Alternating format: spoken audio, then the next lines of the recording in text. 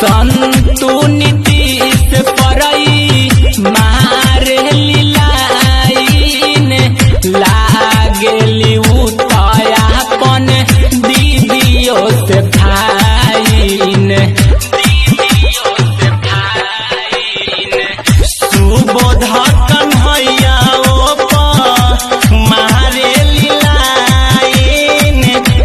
लागेली उतयापन दीदियों से फाइन रहिया में चले हिरनी चाले वाली उतर